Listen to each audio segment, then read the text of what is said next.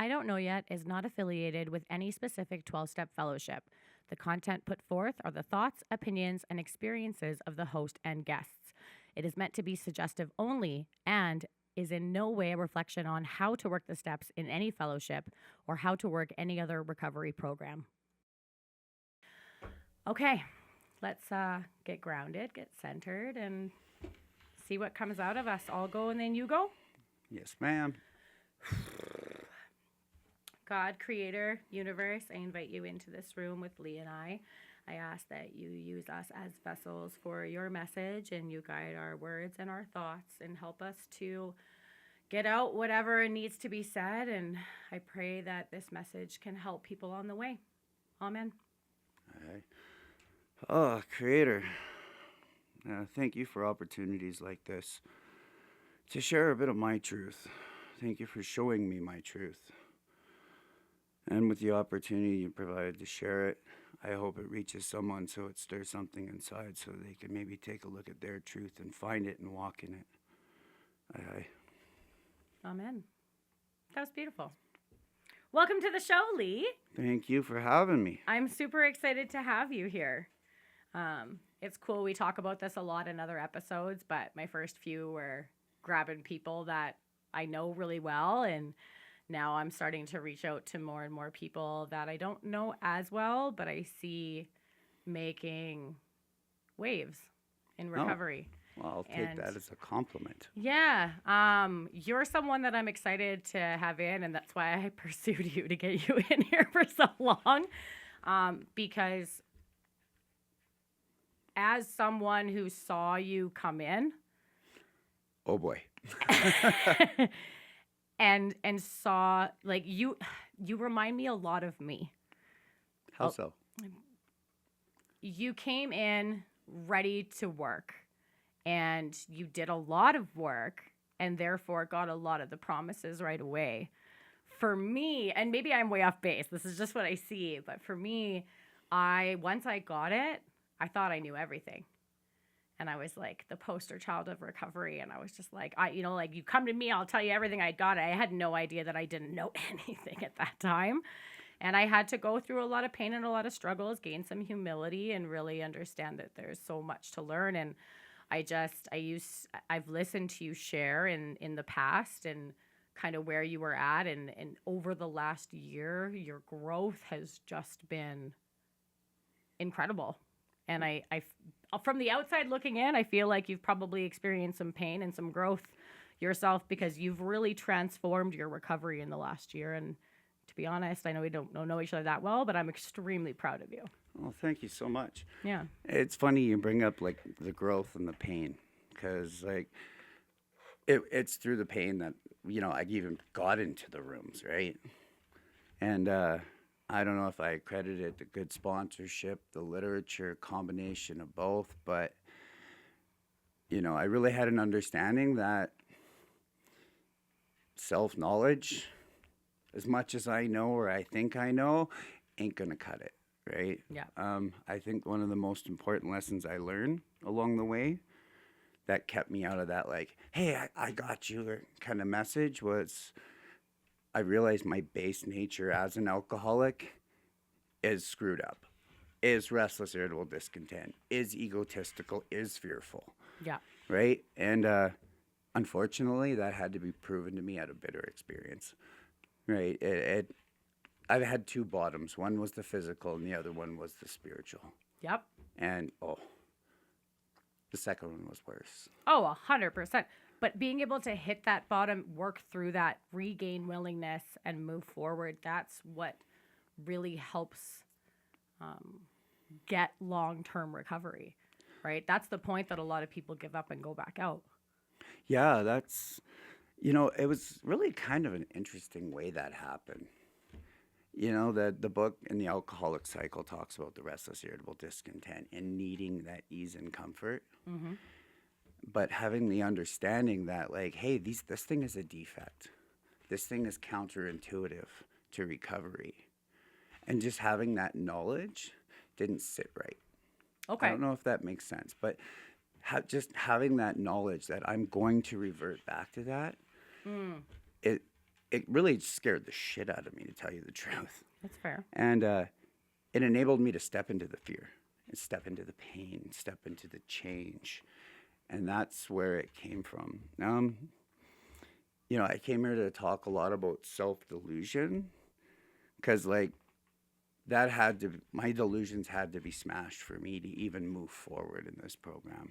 I'm going to tell a little bit of my story. Sure. Because that's the only way I can really explain it. And I really hope I can articulate it well enough that someone can relate to it. The self-delusions for me, they started even before I had a drink, right? I was that fearful kid on the playground. Why don't I fit in? Right? Those people are so much cooler. They're so much smarter. I'm so shitty at school, right? You're talking my brain right now. Well, I think a lot of addicts relate to that, Yeah. right? And none of these things were really real.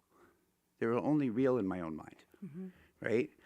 There was tons of proof that I was smart. I grew up building like fences and decks with my dad, and my dad would be like, "Hey, what do you think we should do? How should we build this?" And I'd give him an idea, and he'd try it. And sometimes it would work, sometimes it would fail. I would just love to say that that's really cool that your dad provided you the ability to think for yourself at that age. That's great. Yeah, I was just little too, and Yeah. we built a huge goldfish pond in our backyard, and I was never below him. I was always beside him, I love that. which was great. And that idea of that being an awesome father came later in my story, but it was a part of a delusion. Okay. Like that kid on the playground that was scared, it was only in my own mind that I didn't fit in with these kids because I had a core group of friends that I could call up anytime, hang out, always hung out lunch hour, but those friends weren't good enough. There was always that group that was separate, the unattainables, right? And because they were unattainable, there's something wrong with me. Do you ever play grounders as a kid? Yeah. Right? They have the one kid on the ground chasing everybody else, and they're all up high. Yeah. Yeah, I was that kid my whole life, and everything on my life was that way. And it's kind of weird looking back in retrospect, but it's like, yeah, I was totally that kid. So it's really no wonder when I found like marijuana and alcohol right at the beginning of junior high, and because I'm an alcoholic and I have that physical difference, I was like, oh, this is where it's at. I don't feel those things anymore, right? It was my solution immediately. Yeah. I tell people that the first time I experienced the ease and comfort that comes as an addict or alcoholic from taking that drink or drug, it was like I could breathe for the first time. Right? Yeah. It wasn't like just all the knots go out of your head. Yeah. Yeah. And like that first ease and comfort, and it was just like, oh, I'm here. I have arrived, as like it says in the literature. I have arrived. Yeah. And that was just what I wanted to do after that. And it wasn't even a conscious choice. It was just like, it did more than just relieve the brain and feel good. It gave me an instant host of friends, right?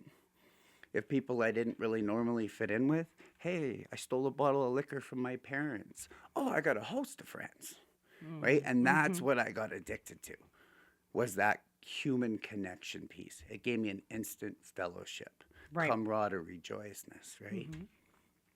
And of course, being 12, 13 years old comes with a host of problems. Yep. I don't know how many times I got suspended from school for like bringing liquor to school, getting drunk over lunch hour. Like, oh, they won't notice. I'll just go back to class, and I'm falling out of my desk, right? Not normal. Funny story. Kind of really isn't recovery related, but I had a vice principal. I think it was grade 7, and my dad had a 150-year-old bottle of brandy. Very expensive. And I took that and drank it, and it was half left. And he pulls me into the office, and they went and searched my locker. They brought it out. His name was Mr. Braun. He was European from Germany. And he's looking at this bottle. He sticks it in his filing cabinet. He says, go home. Click. And took the rest of the bottle.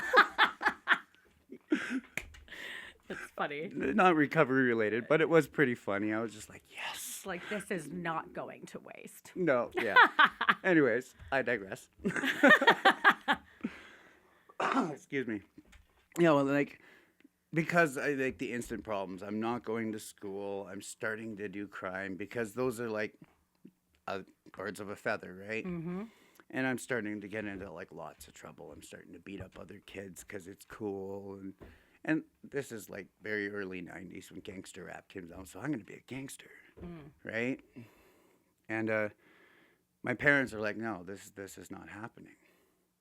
You're like 13 years old. You can't do this. And I was really presented with a choice: stop doing what I'm doing or give up my host of friends. And I chose no. You know, cocky 13-year-old kid thinks I know it all, and I'm like, screw this out, and I took off from home. What's a 13-year-old kid with already running rampant addiction issues do when he's on the streets? Well, what he pleases, unfortunately. Mm-hmm. Right? You know, being on the streets, not having any kind of limits other than my own imagination, really, and what I could afford. You know, all bets were off at that point for my addiction, right? It's like someone took the bridle off the carriage horse and it started to run rampant. But 13, 14-year-old kid on the streets, there's really not much way to make money. Like, panhandling doesn't really provide enough substances for me and a host of friends that I'm trying to make on the streets. Mm-hmm. And I discovered prostitution. You know, for a pretty little blonde 14-year-old kid, unfortunately, there's a lot of predators that are willing to pay, right? In my own mind, it didn't even cross my mind really that, you know, I'm a heterosexual guy, right? And these guys are actually predators and they're taking advantage of me and I'm self-traumatizing basically because I just didn't know any better. And the weird part is because of my brain, my addict brain, it likes to twist things that are uncomfortable. Of course. To make it comfortable, right? Mm-hmm. You know, I later learned that's called my ego, but I'm out there turning tricks on the street for money as a child to these predators. And I pride myself on it because I'm starting to make good money. Because now you're self-sufficient. You're figuring it out your own Right? way. You think you're killing it. Exactly. Yeah, your brain's going to tell you you're doing all the right things because you're also now able to support the addiction. Exactly. And, you know, and of course, immediately you make money and immediately you're getting high. So you don't even have time to process the trauma that just happens. Right. And it's like, that continues on. But like, how long can you go against your inner truth before like the drugs and alcohol and the priding yourself on how cool you are and how much money you make and how much these men are like fawning over you before you're like, oh, I can't get rid of that feeling, and you're back to that kid on the schoolyard that just nothing is fitting in, nothing's working, you know? And I did that till I was 18, right? Till like didn't matter how much money I made, how much drugs, how much people complimented me and told me how good looking I was. And I was like, shit, I can't keep doing this, right? And I did my same old behaviors. Was like, there's always people that are higher than me. There's better than me. The drug dealers, of course, right? Mm-hmm. I'm like, well, I'll just sell drugs. That way I never run out of money. I never run out of drugs. I make a whole new host of better class of people, right? Mm-hmm. And I'm not doing what I'm doing. Because, like, in my heart of hearts, I know I'm a heterosexual kid that's being abused by men. But I don't have a choice because I need my drugs. I need something to get rid of that. Just, so that's what I do, sell drugs. And, you know, the absolute worst thing that could have happened in my life happened when I started selling drugs. I was successful at it, right? You know, the story progresses like anybody that starts selling drugs. They start making money at it. They start having that pride. They start making money. But I just want to quickly jump in on that because I think that you'll really relate to this. So when I got to the point where I started selling drugs, I didn't realize it at the time, but once I did some inner work in recovery, I discovered that selling drugs was a fucking addiction all on its own. Because I, just like you, right? I didn't matter what I had. I had friends, but I was always bullied. I always wanted to be with like exactly the same story. I don't need to repeat it. It was very, very similar. Um, but for the first time, I had the power. For the first time, I was the cool one. Everybody wanted me at the party. Everybody wanted to hang out with me because they knew that I would provide the substances. And I didn't know how much I craved that at the time until I discovered I was fucking addicted to it. Yeah, Yeah. absolutely. And it's not just the money and the substance. You're addicted. I was addicted to like handing out drugs so people would fucking think I'm the man and Yep. everything else. And like I remember because I had the history in prostitution, I had like a large clientele of older gay, homosexual gentlemen who had lots of income. They were very very wealthy and stuff, right? And I would set up in their homes, right? And I feel really bad for that because I just had no respect for these people. Mm-hmm. I remember a time that the behaviors for the ease and comfort to feed that pride, Mm-hmm. I would pay people to do all my chores, my laundry, my dishes, and everything else. And I remember one event, I had these two guys fighting, literally fist fighting in my kitchen on who was going to do my dishes for a piece of drugs. And I was like, oh, fuck, how awesome am I? Like, what a piece of shit I was. Right? At the time, I couldn't see that. And like, the same pattern repeated itself. You know, the drugs stopped working, the pride stopped working. So I started like the book says, we sought out sordid places, hoping to find companionship and company. So I started like bringing in people around me that were like street kids and stuff, and getting them to do runs because I'm better than these people. But yet don't feel like I fit in with the people around me. I don't feel because there are always people above me, right? So I start finding any kind of thing to make myself feel okay. And like drugs and alcohol aside, that's just addict, right? And it's the behaviors and the thinking that kept me going in the misery for so long. That's the malady. Yeah, right? And it's amazing how much our brain can provide ease and comfort when the drugs stop working, right? It gets to a point where the same thing happened when I had to stop prostitution and I had all the money and all the drugs, everything else, and I needed something else just to feel okay. And I started like abusing women, those sick women that were in addiction. Started taking advantage of their addictions, and I was going through like 6 or 7 different girls a day. It was absolutely horrible, and even then that started working. And I remember one of the lowest bottoms I've had. I can't say it was my lowest bottom because I've had lower, but one of my lowest bottoms that really made me stop to think was I had this girl over, and I really didn't want to be alone that night.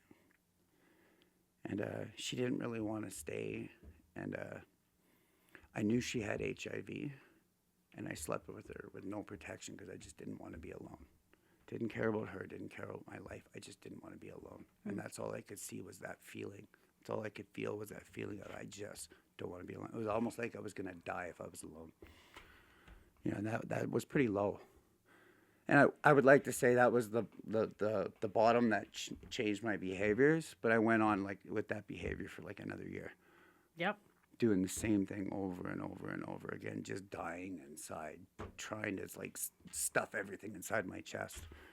Sometimes being beaten to a point of reasonableness takes a lot of beatings. It's a tedious process, I say. It sure is. Yeah.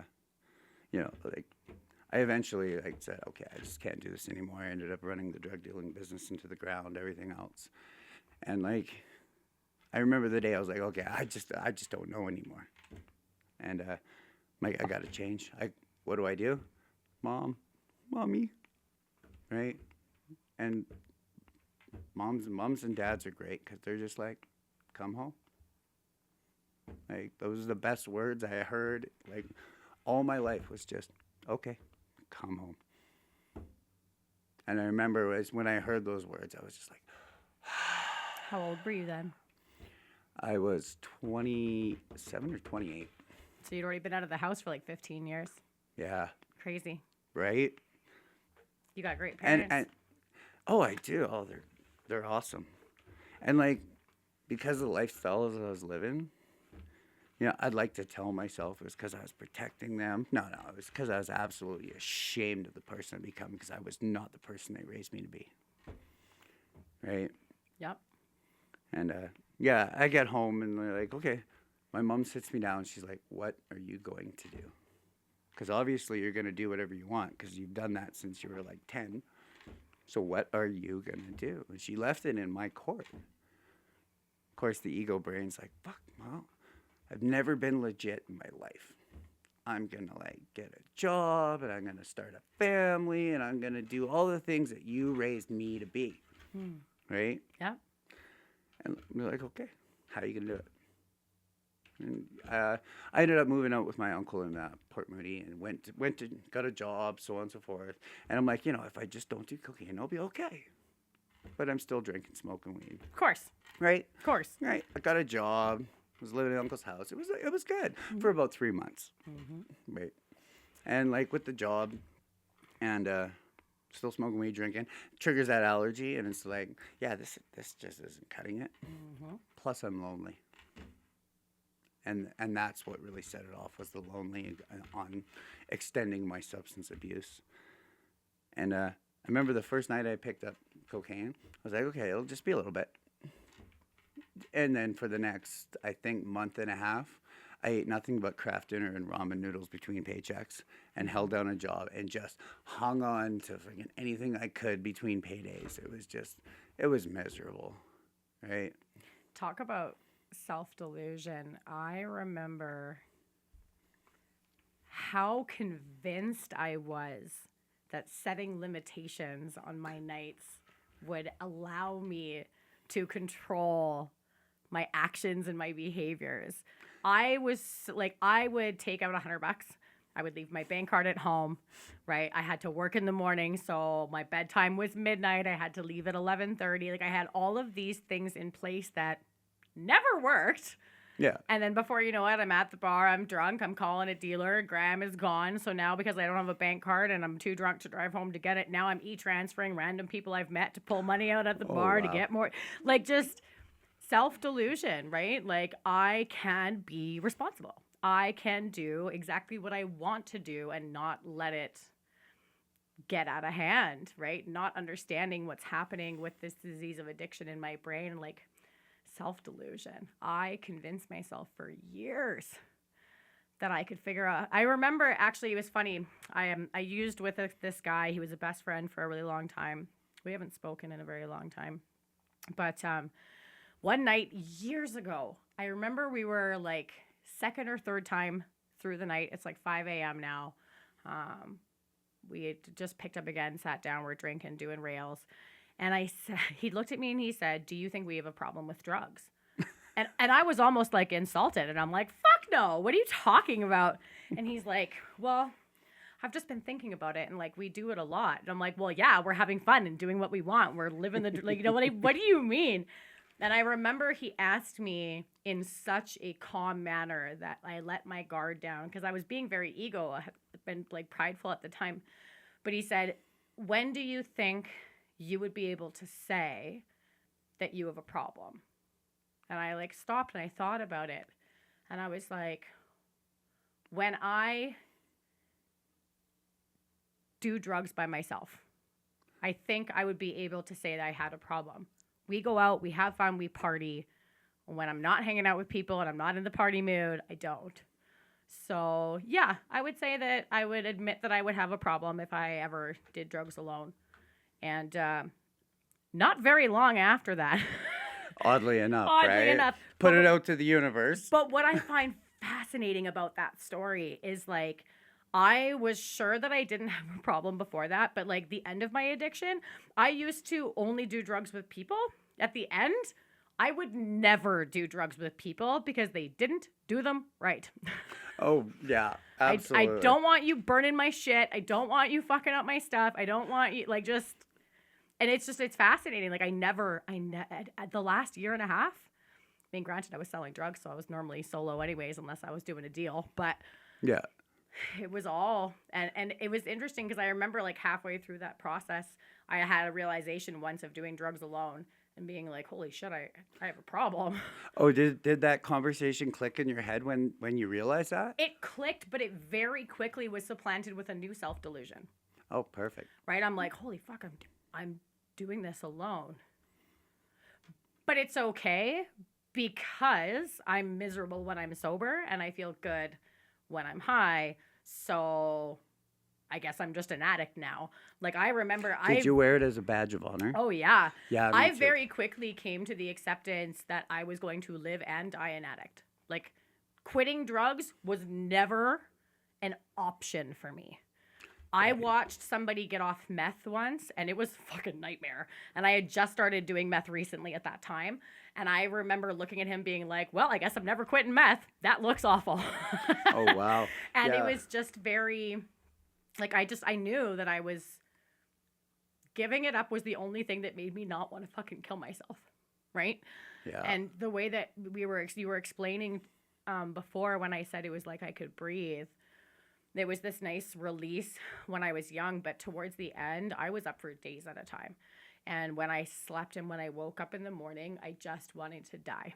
I wanted to want to quit, but I never wanted to quit because that was not a solution. I was crawling in my own skin. I just felt like the world would be better off without me. I was just on the brink of being fucking suicidal. And then I would have a huge hoot and a 5-shot drink, and it was like I could breathe again. Yeah. And I love going to treatment centers and I love telling my story because when I talk about this and I get really emotional because it's really important that I never forget how fucking bad it was. Yeah. And that's why I love to talk about it as emotional as I get. Like oh my God, it was so bad. It was so bad. And then I would have this hoot and this drink and it was just... okay. It was like my coffee and cigarette in the morning. The last year and a half of my active addiction, I never got high. I was self-medicating. I constantly had road rockets. I had booze in my car all the time, but I knew how much drugs I could do and how much I could drink without being over the edge. Yeah. Yeah. To protect yourself because you're carrying, right? I'm carrying it. I'm using it all day. I was high and buzzed all day. Yeah. Every day because when I wasn't, I didn't feel normal. I felt normal when I was fucked up. You know, I never knew what normal was. Like that's how bad I was. Like I would literally smoke a half ball of cocaine before I'd even lift the blanket off me in the morning. And I used to have all these people around. They'd be like, "Hey, you're that guy. You're gonna die an addict." And these are the people around me that I'm doing drugs with, and they're telling me, "Holy fuck, you're fucked, dude, and you're gonna die." Right? And I'm like, "What are you talking about? I'm good." And the suicidal thoughts, I never had them while I was using. It was only when I first sobered up for the first time. And it came multiple years after I got sober. Okay. It's that's how much the drugs were a solution to my problem. That I'm good, but would take away the drugs and just sitting in the behaviors, the same behaviors I had and the same thought patterns I had before led me to thinking, hey, is eating a bullet the logical option right now? And that was scary for me. And I love that you brought that up because it's something that so many people don't understand. And they also don't want to recognize it. Well, and it's interesting. You know what's funny? So I had one of my old sponsors came to speak at the treatment center that I went to, and I listened to his story, and it was amazing. And I related to it, and I loved it. And I found out a week later that all of the women that were at this center did not like the story because they were very thrown off by the fact that he said that he was suicidal. And they thought it was too dark and doom and gloom. And I was fascinated by that group because I'm like, but that's what we're fucking talking about. That's real. That's real shit. So many people, if you're not in recovery, listen up because most of us take years to figure out that the drugs were never the problem. Right? They were never the problem. They were the solution to our real problem, the malady, the fact that we've been living in these coping mechanisms and these survival strategies and these defects of character, and that we can't deal with what's going on in our brain, and the only thing that relieves that is drugs and alcohol or other things, right? If you're a gambler or whatever. And I remember I was a solid 2 years sober before I started to hit my own spiritual bottom, being like, I think I'm doing everything right. Why am I so fucking miserable? Yeah, that discontentment just, Oh my that's God. the cunning, baffling, powerful piece, because Yeah. it just sneaks right the fuck in there, and you're like, it's like it comes out of left field. You get fucking broadside, and it's like, what the fuck is going on? It's not supposed to be this way, I'm told. Because all the stuff that's causing all the stuff that's a result of our sickness are behaviors we don't even know we're acting in, because we've been Right. acting in them for so long. I had to do something that would cause a waterfall effect for weeks before I would get to this painful point where I'm like, I can't do this anymore. And then my sponsor and I would work backwards. And then I'd be like, how was that the starting point? She's Yeah. like, oh, because you were living in self and you used your ego and you did this and that caused this defect to come up. And I'm like, holy fuck. And it starts as a trickle. Yeah. It starts as a trickle, Yes. harmless little trickle, and then it pools up, and then it starts as a little stream, then it pools up, and the next thing you know, you're standing in a drowning pool. Yep. And it's like, it's everywhere And around it happens you. so fast, which is why Yeah. I think so many people go back out when they're in recovery, because you they don't blink have and the you're coping. drowning. Yeah. Yeah. Right? Well, it's worse than drowning. Yeah. It's worse than drowning, because it's drowning on the inside. I kind of relate it to like choking on your own blood. Right? You can't see it, but you know it's there. Well, you know what's fascinating too, and why I struggled? I'm so grateful that I made it through and learned the lessons that God needed me to learn to get through that. But because, and you'll probably relate to this too, because of the defects of character that I developed at a very young age, trying to fit in, trying to be popular, trying to be liked, always looking up and doing all these things, I just reached this point where when I did, because I did the work, like most of us at 10, I'm like, hi, I can breathe. Yeah. That was the beginning of my I've next done downfall. 2 amends. I'm good. Right? Totally. Oh my God. But I did all this work, and I felt really good. Oh, that's a bad one. I felt great. And I remember taking my 1 year, and I remember half of my speech, and holy shit, I didn't fucking know anything. I'm like, if I could do it, you could do it. Oh, what is the thing I said? I'm like, recovery is like a Coke machine. If you put 90 cents in, you won't get a Coke, right? Recovery is exhilarating at 100% and exhausting at 90%. And like, I fucking thought I knew it all. I knew it all. And you believed it too. and I believed it too. Right? I 100% believed that I knew it all.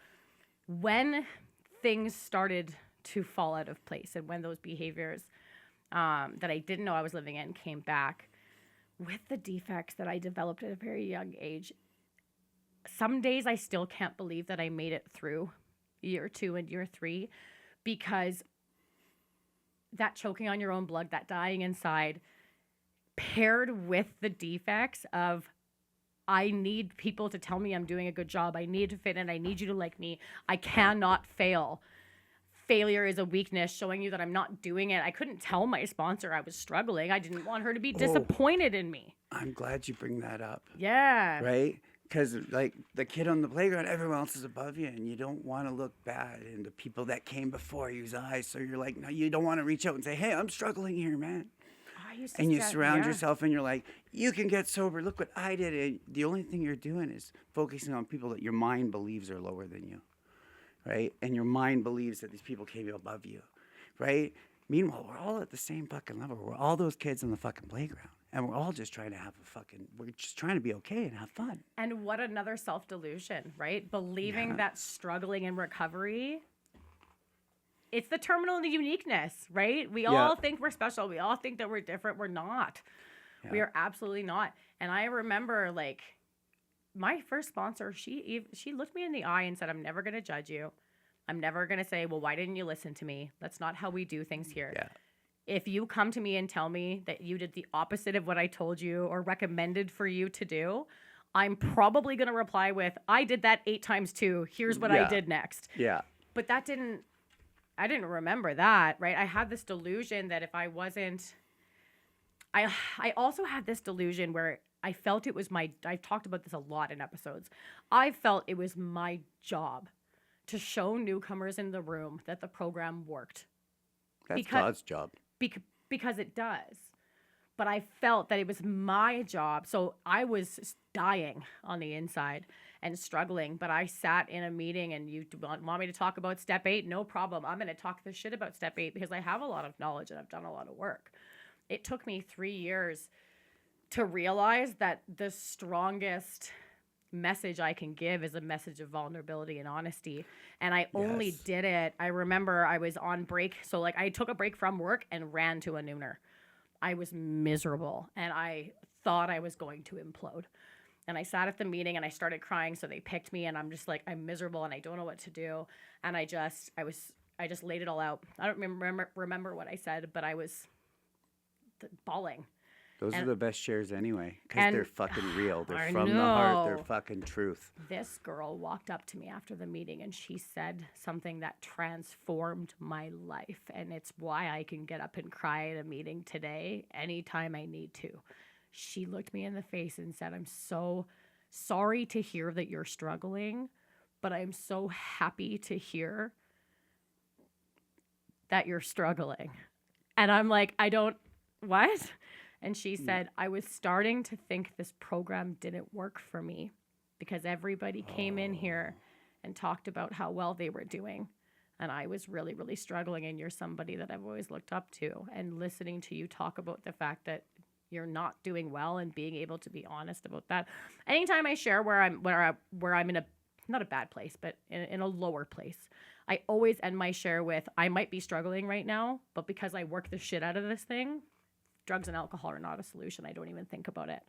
And it's this beautiful thing. And she's just like, I'm so grateful that you said that because now I want to stay. And now I see that this program really is for me and it's okay not to be perfect. Nice. Do you know what the funny thing about pain and self-delusion? You know, I came into these rooms and like everyone's talking about how great their life is and they got all the family back and everything. I'm like, oh, sounds so beautiful. It's everything I want. But no, not enough people talked about the pain. And like when I actually got that bottom from like resting satisfaction and happiness and being a victim of that delusion, living in self, then the pain of change that I had to go through that pain to change, and nobody was sharing that message, right? Because we all think that we have to scream from the mountaintops how much it works because it does. Well, but it attraction, does. not promotion, right? Like the same as the traditions. But, you know, the best shares I've ever heard are people with 10 years being like, what the fuck, man?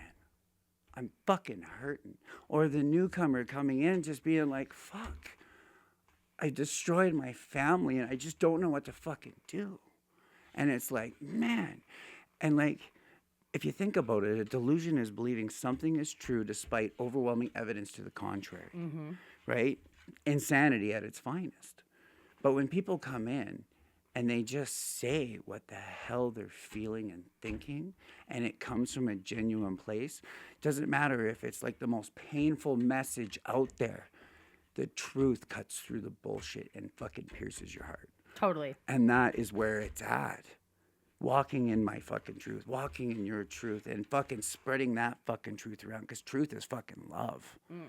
Because, like, oh, yeah. I love recovery just for, like, those moments of, like, fuck yeah. And, like, some of the hardest lessons I've learned were the hardest truths I've ever had to fucking face. Like, I'll give you an example. Like, after I sobered up, I'm like, okay, they got to change one thing, everything. You heard that message in the rooms? Yeah, I don't agree with that statement. I got to change one thing, and that's fucking me, right? Well, 3 things: ideas, emotions, attitudes. Right? But like, because I'm not selling drugs anymore, because I alluded to this earlier, my dad was like the best dad. He was my dad. He was my best friend. He was I was level with him. And because of that, and I wanted to go on the straight and narrow, and I wanted to like be square and fucking loving and so on and so forth. And I hear all these messages in the room of like, love, you gotta love. I'm like, okay, well, I'm gonna, start a family. I'm gonna be a good husband, like my mom raised me to be. And like my mom, like she had this little piece of cardboard and she had 3 pieces of old nylon stockings hanging on it. And I was just a little kid and she's like teaching me how to braid. I'm like, I'm a boy. What are you teaching me how to braid for? And she looked at me and just said, one day you're going to meet a woman, you're going to become a husband. And then you're going to maybe have a little girl, and you're going to be a good father. You better learn how to braid. Like, that's the kind of parents I had, right? By all means, I shouldn't be an addict. Yeah, they are. Yeah. By all means, I shouldn't be an addict, right? No, wrong. But like, because of moments like that with my mom and my dad, I'm like, yeah, I can do that. I'm going to be the person they raised me to be. It just never occurred to me that I couldn't do it. Mm-hmm. Right? And like, I really believed I could because of that upbringing. And that's a delusion, because I'd never had any experience of human connection of any kind in my life, unless it was an absolutely tragic, abusing people or being abused or everything else, right? Overwhelming evidence of my lifestyle and everything I thought and did. But yet, I'm going to be able to do it just because 15, 20 years ago, I had great parents. Like, delusion at its finest. And of course, I do what I do, right? I meet a hot single mom in recovery. I'm like, perfect, that'll get me sober. I can practice love. This is God's will. Yeah. And not to say that it wasn't all bad, right? Still have my daughter, have a son too, still have my wife, and like 1 in 10 million that we're still together. Like, I have no idea how that worked out with me being an addict and her being an addict, and especially because of my own behaviors. Because you got willing to do the work. Sort of. There's more to this story. Uh-oh. Here we go. Yeah. So, like, I took a lot of suggestions, but my mind likes to twist them so they work in my world, right? And I really believe that I'm doing the work because, I moved into sober living. I surrounded myself with people with like 10 years plus in recovery, went to tons of meetings, but I just kind of liked the steps, and I took what I liked and left the rest because that's a message I heard as well. Make everyone think you're doing the work based on all the outside stuff by lacking doing the inner work. Yeah. Yeah. And we were really good. We were sober long time. I think it was 3-4 years, something like that. But because I didn't really change what was really going on, and I really believe because I had all these outside things in the material world, and I did have this beautiful family, that I was okay. And like that's when the suicidal ideations came. Because I had all this love, and I really did love my wife. I really loved my kids. And I was like, I really wanted to provide for them. But I didn't understand what it took to love, right? I thought if I just have a good job and take care of my family, so on and so forth. Everything else would fall into place. Right? But the thing is, my addict brain, it's very prideful. I believe things that in my brain that just aren't true. And I start working construction, everything else. And I'm like, I got this new construction job, and they're giving me accolades because I'm good at it. And this is something I've never done before, right? And all of a sudden I'm getting these accolades, and I found a trade I'm good at. And I'm like, fuck yeah, I'm going to make foreman in 2 weeks. And I get tired. I get tired of resting and stealing, snatch, pry, grab, steal any kind of satisfaction I can in my life. And I get these suicidal ideations, and I'm just absolutely miffed. This is not how it's supposed to be. What the fuck is going on? Victim mentality, self-pity? Yeah, partly, yeah. A lot of it was just plain like, fuck those guys. They lied to me was part of it. But like, no, I'm doing everything right, and I'm still miserable. What the fuck? Well, in my own mind, I'm doing everything right because I can't do no wrong. Well, 100%, right? Well, it's not me. I'm doing everything. Absolutely. Why am I? And, I think that's really great that you said that, because I think there's so many people out there that have been to a few meetings or have tried doing the steps that walk away because they think it doesn't work. But the biggest thing to remember is the only thing that stops the program from working is you. Yeah. Right. Over 100 years or close to 100 years, this thing has worked for millions of people. It's been around like 84 years. Yeah. Right. And it wouldn't be around that long if it didn't fucking work. Right. And I wouldn't be standing here today if it didn't work. Yes. You know what's hilarious? I remember, because I was court mandated, I remember coming into the rooms, and I tried recovery once, like 20 years ago. I wasn't. What, you went to one meeting? No, like my fiance left me because of my behaviors, and I was an addict. So My parents sent me to rehab, but I didn't go to get better. I didn't go to change. I went to win him back. So That is a lot of people's stories, man. so it didn't stick, right? But the God thing, I was not about it. So when I came back 13 years later, I was very unsure about that. Got through it, fine, whatever. But my first year being in meetings of different rooms and different fellowships, I saw people carrying this thing around like a Bible. It looks And like a Bible. it sure Mine's a does. nice brown leather one. Right? Yeah. And because of my limiting beliefs, I'm still to this day, I'm pretty confident. I'm not going to say never. I'm pretty confident that I probably will not ever become religious. That's just not for me. It's for some people. It's not for me some people. either. It's not for me.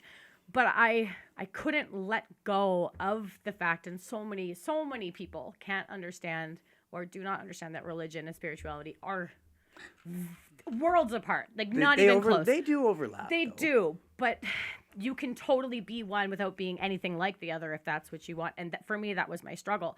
So even the first year of being willing, going, I saw people with these leather-bound books. I saw people holding them so close to their heart.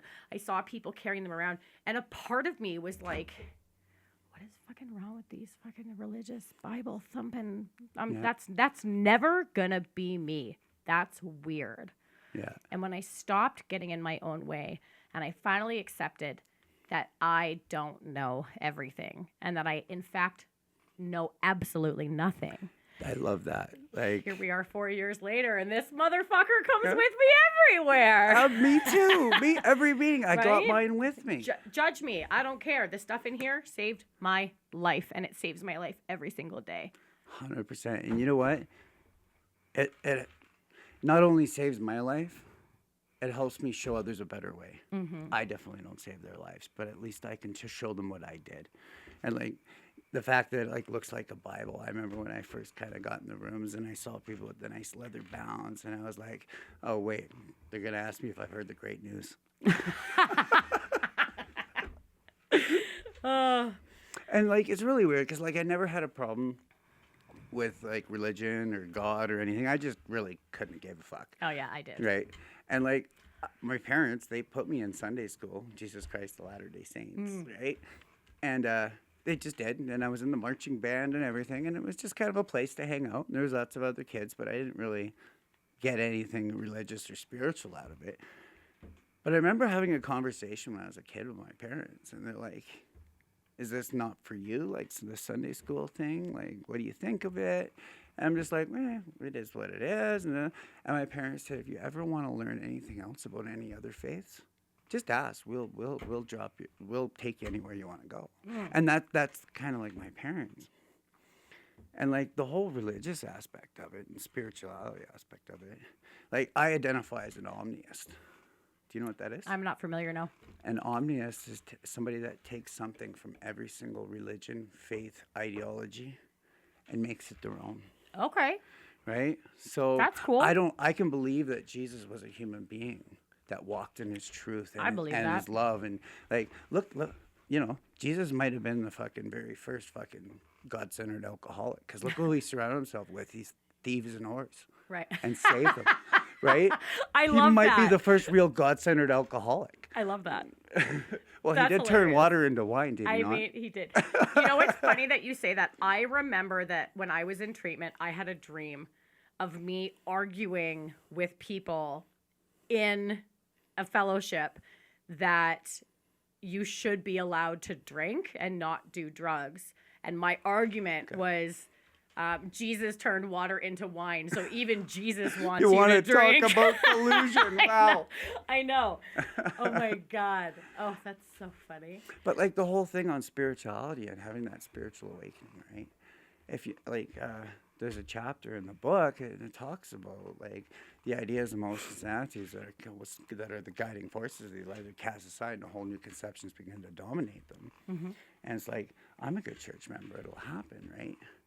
But that whole spiritual aspect, the doctor that's talking says these things have been happening since early times. Mm-hmm. Alcohol's been around for hundreds and hundreds of years. And even back then, people were having spiritual experiences that solved their drinking problem, that solves their thinking problem.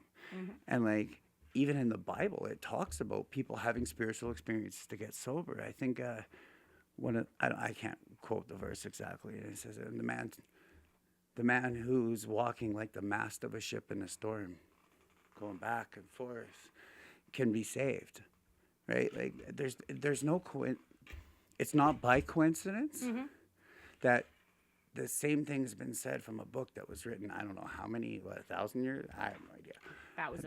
Thousands of years ago. And they're talking about the drunk that gets saved by fucking God. And yeah, that's a religious text.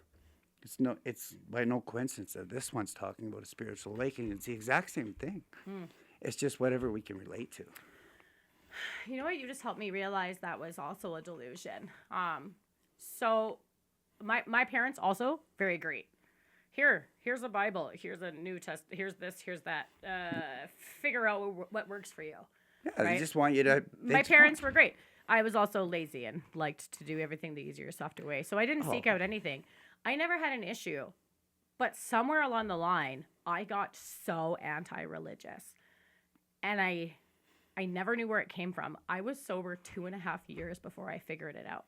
And that's why I love how important Step 12 is and how important sponsorship is and how crucial it is that we're constantly going through this material, because as you evolve your relationship with your creator and as you get more healthy, you're going to see things differently. And I read this part. I'm going to find it. Bear with me.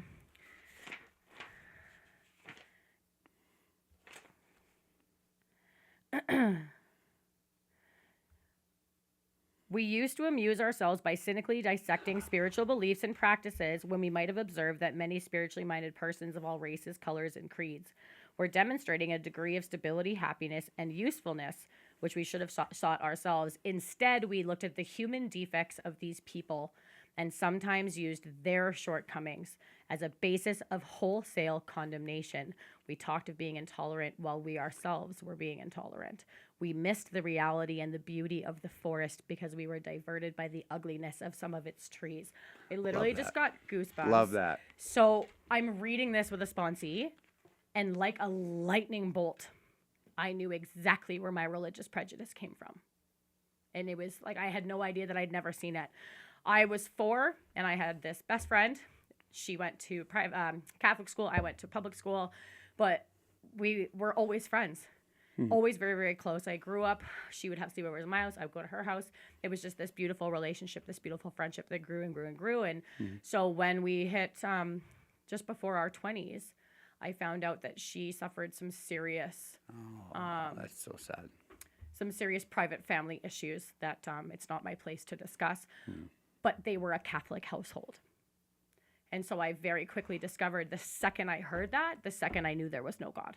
I was like... Wow, that's amazing how you can like pocket that and not even know. And honestly, 100%. that's creator to being like, now you're ready for it. Right? So it was just crazy that I'm like, if that's the way religious people are, I don't fucking want any part of that. And I did an entire wholesale condemnation on religion due to the actions of one spiritually sick man. And it was just crazy because like I always knew that I hated religion and I hated the God idea, but I never knew why. So it was just really cool. That is cool. Yeah. I like that. Yeah, it's kind of that's fun. where it came from. It's really great how like these things are like always revealed.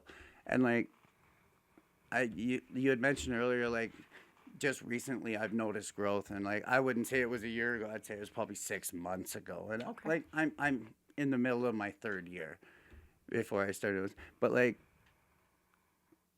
through like cutting through my delusions, mostly just having to keep my mind that my ego is its own separate entity. Oh yeah. Because like we've all heard in the rooms, our brain is trying to kill us, right?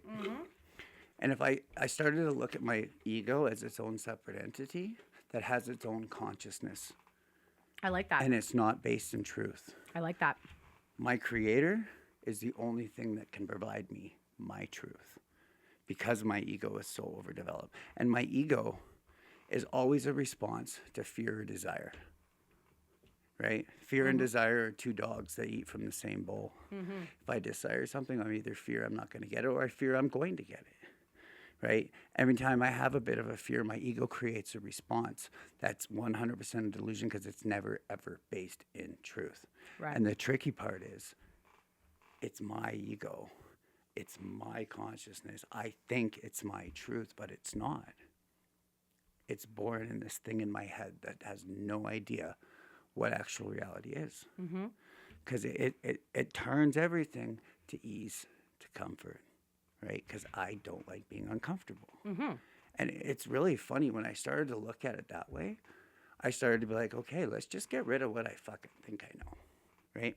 Because it's not what I don't know that kills me. It's what I think I know that fucking kills me. 100%.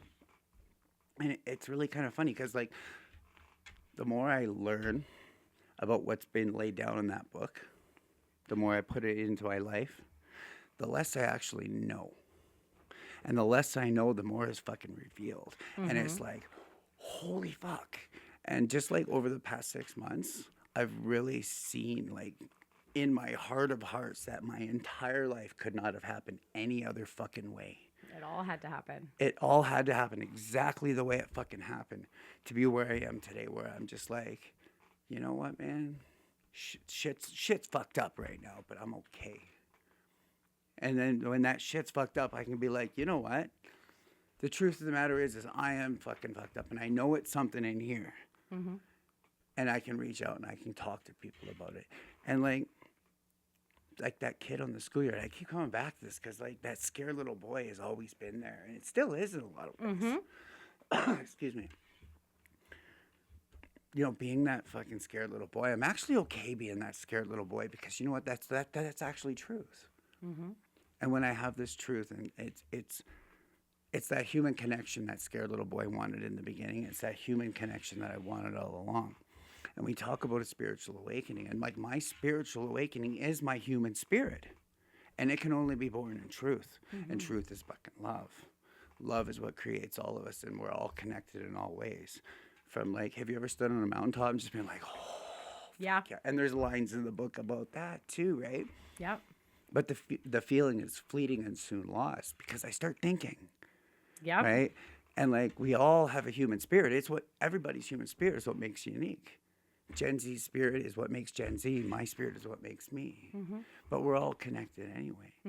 But if we connect in truth, we can actually feel everybody around us on a vibrational level. Yeah. Right? And that's the feel. That. Right? Good luck. You know, I get to like 1, 2, and then that's it sometimes, right? I'm trying to connect them, but Yeah. You know, this has been such a great conversation. I know, right? We gotta talk more often. We totally have to talk Yeah. more often. Talking about just kind of like the self-delusion aspect of it all, I think it's fascinating. I loved hearing your experience. One of the things that I love to explain, and I say it on a lot of episodes, and I'll keep saying it because it's the simplest way I've ever heard that can make anyone understand, even if you don't suffer from this disease, kind of what's going on for the brain of an addict or an alcoholic. So many people don't understand what it means to be an alcoholic addict, especially normies. Yeah, right? And like, the cycle if they could of... understand that spiritual malady, which they have themselves somewhat, I would say. Everybody Right? does, but yeah. They just manifest different ways. So Joe and Charlie explain it better than anyone I've ever come across, and I use it all the time. They talk about your brain as being a pie. And if you take a pie, cut it into 10 pieces, take 2 away, what do you have? You have most of a pie, but it's not whole. Yeah. Right? And so that's the way that the addict or alcoholic brain, I think just fine, but I don't think correctly. I don't have the ability to think whole. There's pieces missing, which is why I'm selfish, self-centered, self-seeking. I live in fear, all of these things. God fills that for me. And so it's sweeter than before. And it's sweeter than before. But what I love about growing in recovery now that I'm 4.5 years, I know it. But sometimes I still surprise myself being like, I really thought I had it. Right? And then I'm like, but I didn't realize that I did. So what I'm trying to say is, like, I spent all this time doing all this work, doing the steps, right? Realizing that I need a creator in my life, needing God, and God is going to be my solution. And then I start applying all these things, and then I get longevity, and then all these things are amazing. But every once in a while, I get to a point where I start to coast, but I don't even realize that I'm doing it. And so the example I'm going to give you, because I ended up bawling my face off in my home group last month, maybe. No, I think I it was this mean, month. it's pretty I think it common was that this it month. happens. I was a witness to it. It was beautiful and glorious. Oh, God. But yeah, it was crazy. My work gets extremely busy in 2 seasons of the year. And the delusion, the self-delusion inside a brain of an addict or an alcoholic that constantly wants to twist truth and make it fit for the brain, because the addiction's always trying to the addiction is always trying to move you from the malady to the obsession. Because then It's a narrative. Because then you're fucked, right? It's a narrative. Yeah. So it's just fascinating that while I'm busy at work, one time I was at work, and I'm working 12-hour days with no lunch break. Like, it's busy. One time I'm like, I don't have time to ground myself. I don't have time to pray. I don't have time for this right now. I'll do it later. Oh, no. And that snowballed very quickly. And then the busy part let up. And I was miserable. And I'm like, my relationship is really healthy. I'm working with sponsees. I think I'm doing a pretty good job of most of the steps. I can't say I'm perfect at all the steps all times. Who can? I'm going to meet, but it's always my job that I never think about. I've had issues in the past too where I hated my job, and it took me and my sponsor hours to figure out that was the problem. But I never think it's that. And then finally I'm like, I haven't brought God into my day during work hours for months. That's dangerous. Dangerous. We're here. Well, we get taught we're here to play the role God assigns in all areas of our life. I am praying on my way to work. I'm leaving God completely out of it. And then I go home and I bring God back. And this is 12 hours of my day. No wonder I was exhausted. I was so tired trying to self everything. I was pouring from an empty cup because I wasn't getting anything that Creator can give me all day. Sorry. Yeah, my bad. That's fine.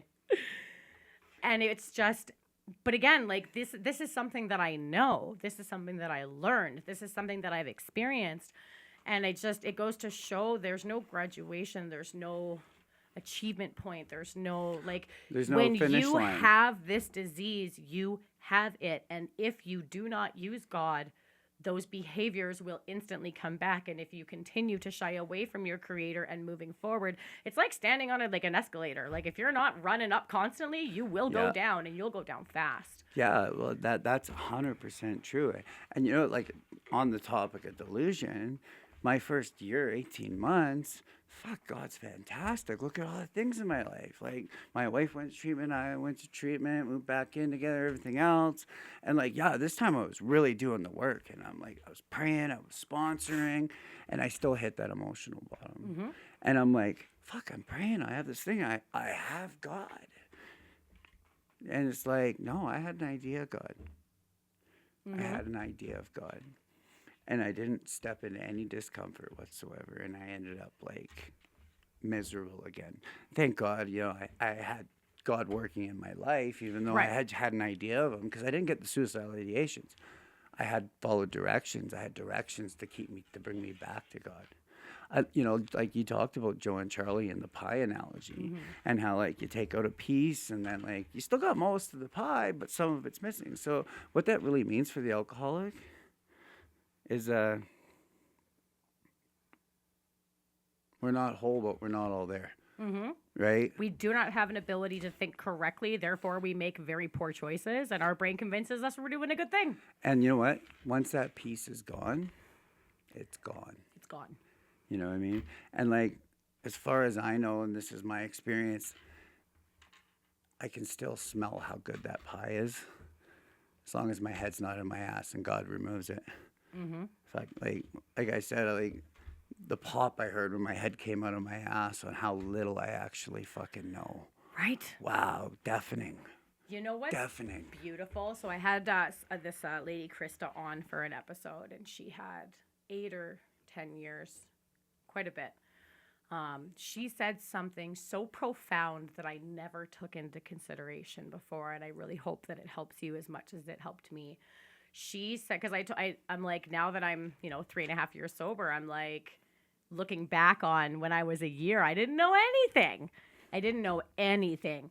And now I'm just like, how much do I really like? I feel like I really know myself. And so she says, sometimes I think back to when I was 5 years sober, and I think to myself, like, I really thought that I knew myself. Did I really know myself then?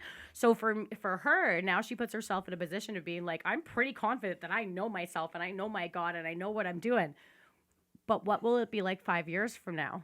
When I look back on this episode that we're recording, did I really know myself? Yeah. There's just this beautiful eternal learning and connecting with, like, it never stops. The connection that you can get in and finding your authentic truth and your human spirit and all these things. And so now every time where I get the awareness that maybe there's some ego or pride coming in, I remind myself in 5 years from now, I'm going to look back on this first and second season and be like, holy fuck, I didn't know anything.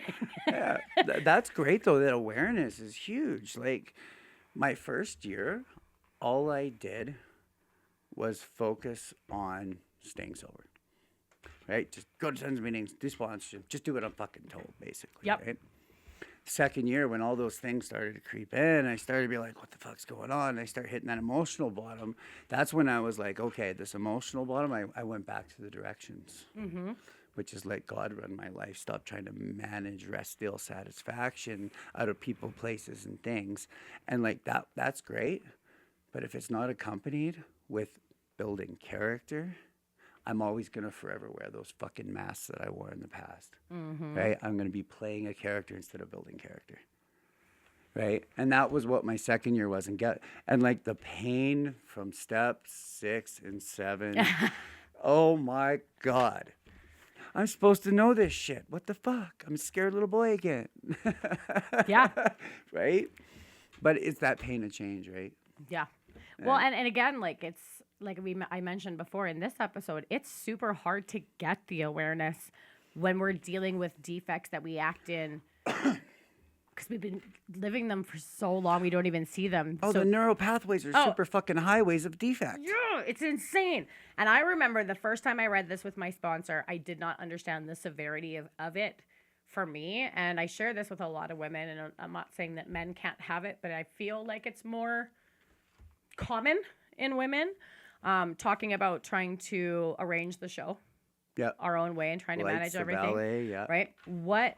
No, man, there's so much that way as well. Well, no. But this sentence, he may be kind, considerate, patient, generous, even modest, and self-sacrificing. I didn't understand what that meant. I'm like, how can you be considerate, patient, self-sacrificing, modest, and still be selfish and self-seeking? And that makes absolutely no sense to me. And it took a very long time. And this is a defect of mine that I catch myself in. Thank God for awareness. I see it more commonly now. But I freaking people please all the time. Yeah. I constantly, my favorite example, and I've said this tons of times, was a sponsee of mine. She wanted to do a Secret Santa at her work. She said she wanted everyone to have a good time, and she wanted to put people in the Christmas spirit. And then she said, I spent a lot of time trying to find the right gift for the person I pulled. The person that I got gave me a shitty gift. Fucking no one thanked me. It was shitty, and I'm mad. And I said, why did you do it again? She said, to put everyone in the Christmas spirit and to have everyone have a good time. I'm like, because it sounds like you did it to get thanked. And she's like, what? I'm like, and I read her this, right? It sounds like you were only being kind, considerate, patient, generous, modest, and self-sacrificing because you wanted something. I'm like, that's not kindness at all. Kindness with the expectation of a return is literally manipulation. Yeah. And so it was just this really cool, and I love using this example because I never made choices because I never got up at 3 a.m. to pick up somebody from the bar who I thought was cool because I wanted to do that. I wanted you to like me, just or to I make wanted sure you they got home safe, right? Right? So it took me a long time to understand that the ways that I gave were still extremely selfish. That's something that I still constantly catch myself in. And sometimes I get stuck in this delusion of being like, well, maybe I'm not working a good program, or maybe I'm not doing the right things because I don't want to do this. Like sometimes I have this battle between bringing God into my life and trying to work a good program, it's so hard sometimes. I have like this overload where I'm like, if I'm saying no, am I being lazy? Am I being a dick? Or am Yeah. I saying no for the right, like having to check my motives and having to check, Yeah. it's, The intention and motive, right? oh, Like, oh my God. right? Right? Because I feel bad saying no to people. Yeah. And like, the beauty is, the longer we do this, and like, this doesn't happen immediately, but the longer we do this, we really start tracing back the roots of these shit on why I do that. Yep. Like on the topic of like being modest, self-sacrificing, or on the other hand, being dishonest and selfish. Like me as a drug dealer, and like I used to run escorts and stuff too. My whole life was based on manipulation, and unfortunately for me and everybody else, I was good at it. And like you got to see you could see personality traits in people, and it was an automatic reaction of like, do I need to be sweet and modest and self-sacrificing to get what I want, or do I need to be mean, egotistical, and selfish? Right? And like that was easy to see the first time around because it was such a lifestyle switch. But when I started the family and like I'm trying to do love here and just take care of my family, that's where it was hard to see for me because I believed I was being genuine. Right? Self-delusion. It felt good, right? It felt good to be those things. But like, the only reason I was doing it is because, one, I was told to. But when that wore off, and like just because I'm told to, that could only bring me ease and comfort so long that I started doubling down on like, oh, it's nice to buy your wife really expensive gifts, but if I'm only doing it just to be the good husband and it makes me feel so good and fucking look at me, it's... Were you doing it for her or were you doing it for yourself? Right? Yeah. I was doing it for a blowjob most times. Love the honesty. Well, I think the important thing to remember is it doesn't matter how much you know, how connected you are. Like the self-delusion lives inside of us because it is a part of the disease of addiction. Yeah. Right? It's a never-ending thing that we have to constantly be working against, and we can only do that by using God. Yeah. Right? It's like there's like the rewards in the middle of the onion, and you peel off the first illusion, and it gives you a whole bunch of tears, and you're looking for the next illusion, but all those tears are muddling your view. I love that. Right? And you can't really see what really is. It's just kind of blurry. You know it's there. You know what it is, but you can't really tell. And eventually that wears off, and you can start peeling these layers of delusion back, right? And I don't know. For me, once I peeled enough layers, I know I'm a selfish, self-centered alcoholic. I know the root of that is based in fear, right? That scared little boy. And as long as I keep that scared little boy close to my heart, and I, get rid of that delusion by finding truth, and God is truth. But like, I really wish God was like, hey, I'm here. This is the answer. I really wish that was the case, but it's not. I feel like sometimes that it is. Well, it is when I pick up the fucking phone. Well, not even, but I feel like God is very evident in our lives certain times As when long we as need the it. tears aren't blocking my view. We just choose not to see it. How much do we choose not to see it? Probably a lot more than we think, eh? I saw this sign from this church and I just loved it. And it was coincidences are God's way of staying anonymous. Yeah. I don't believe in coincidence anymore. No. I don't. Everything is connected. Yeah. I really believe that. When I... But like looking back now, knowing what I know and being connected to a power that's greater than me, that works for me, I can look back and see God in my life trying to intervene many right? times. I see it. I chose not to see it. I chose to turn away from it. Hindsight through God-centered eyes is always 20/20. Right? God is available to all men who earnestly seek him. Yeah, right? that honesty piece. Yeah. If you're not trying to seek him, you're never going to find him. Yeah, you also get what you look for. Totally. You also get what you look for sure. What was I going to say? I just had this thought pop in my head. Now it popped out. I can't tell you how many times that happens to me in episodes. Yeah. If it comes back, jump back in. If it Yeah. doesn't, it Guess wasn't meant to be talked about. Yeah, it wasn't that important, I guess. Yeah. This has been a really good conversation. Yeah, we talked a lot about delusion, but we also talked about like the actual fucking solution. Yeah. Delusion, solution. Yeah.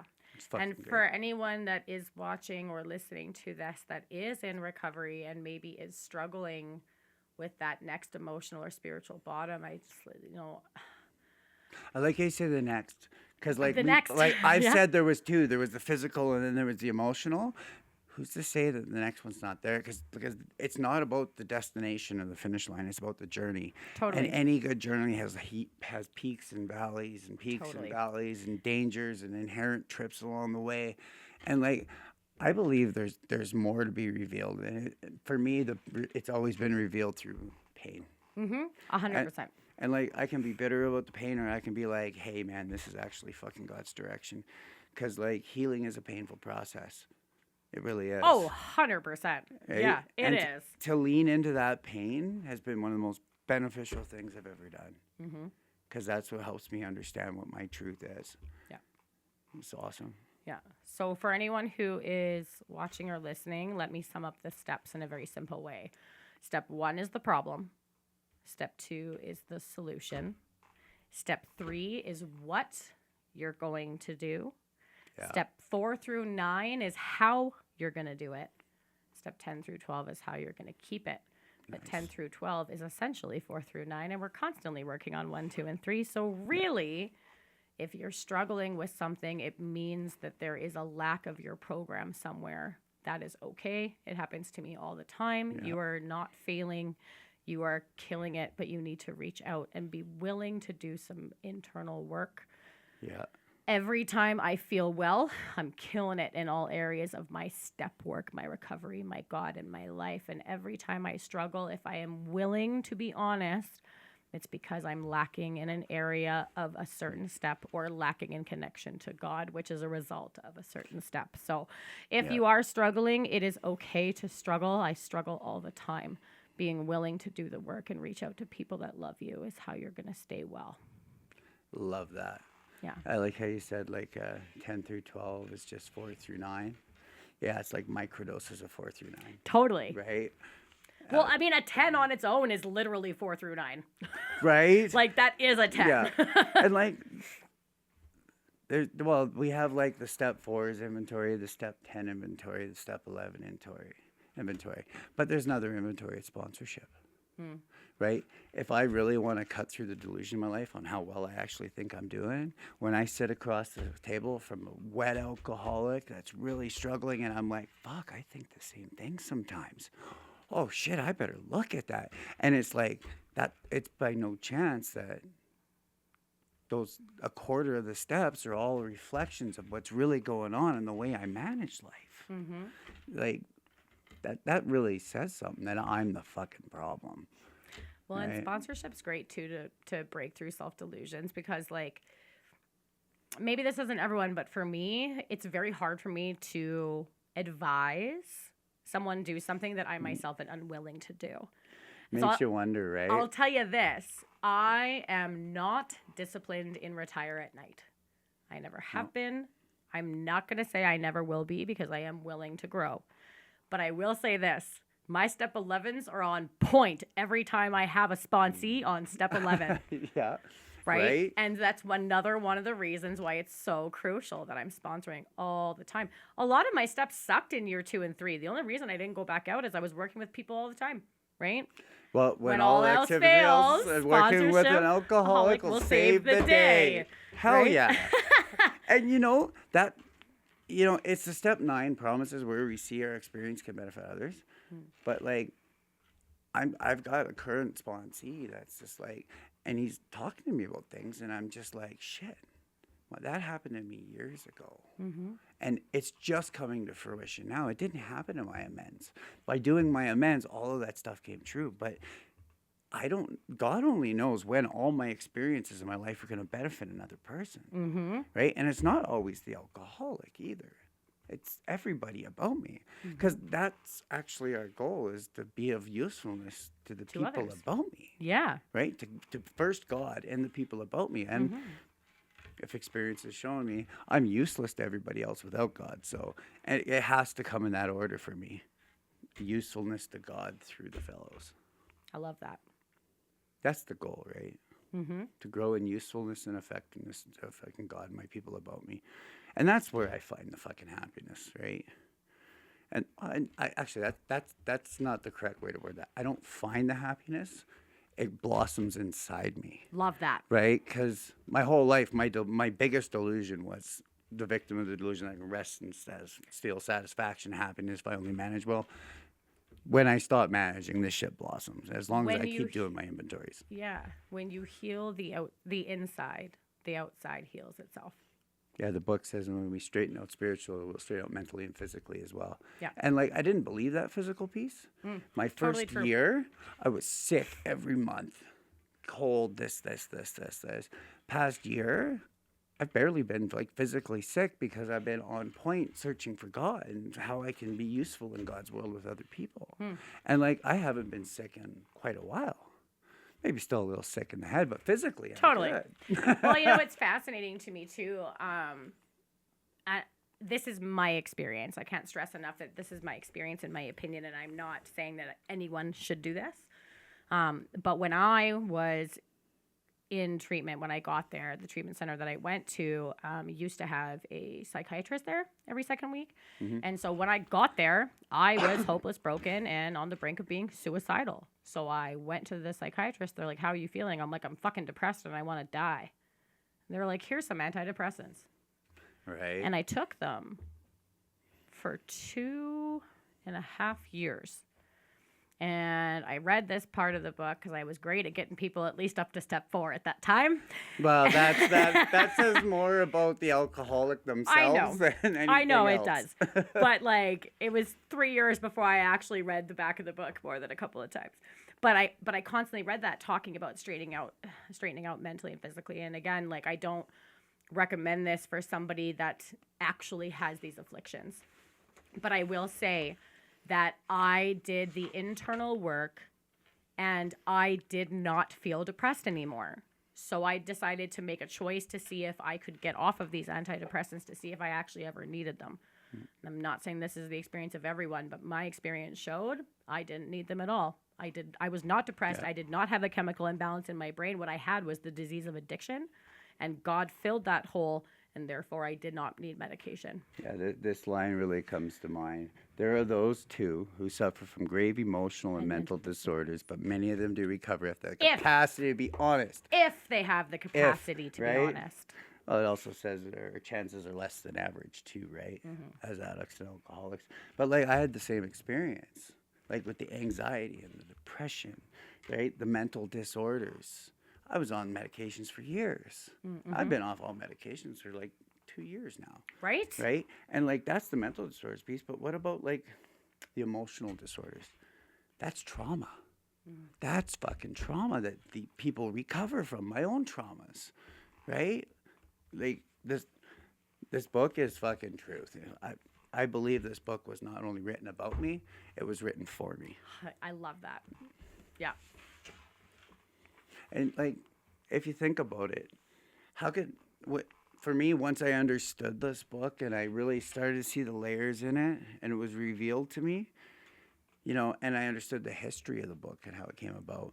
Love the history. This fucking drunk in his hospital gown in an insane asylum has a white light experience and, oh my God, I'm going to talk to other alcoholics and impress upon them must do likewise. And it fucking worked. And all of a sudden, this fellowship rose up, this book's written, and we're still here 84 years together. How could anyone consider that anything but a fucking creative intelligence, spirit of the universe, whatever the hell you want to call it? Because most people aren't willing to get the information before making a decision. And What's that? This is something that I tell people about all the time. I love it. contempt prior to investigation. There is a principle which is a bar against all information, which is proof against all arguments, and which cannot fail to keep a man in everlasting ignorance. That principle is contempt prior to investigation. You know what? Like just the wording of that book. Like, It's so the good. words, the choice of words, and the choice of punctuation is used. Like, how many books have like one-word sentences? Like, sit up and pay attention, right? Well, and and like the word ignorance, like ignorance literally means lack of education. That's it. It doesn't mean I'm belligerent or anything else. It literally means I don't have knowledge or wisdom. And for Like, anyone who doesn't know, this book was written by 100 successful people who found a way to recovery. So this isn't just the thoughts and opinions of one or two people. yeah, This is 100. This is 97 men and 4 women. 101 people wrote this book together. yeah. And if you think about it, that's those 100 men and women. There was more people around them that they tried to help because they carried the message Totally. to alcoholics and impressed upon them must do likewise. It's just the 100 men and women that was good. It says in the preface is that 50% of people recovered immediately.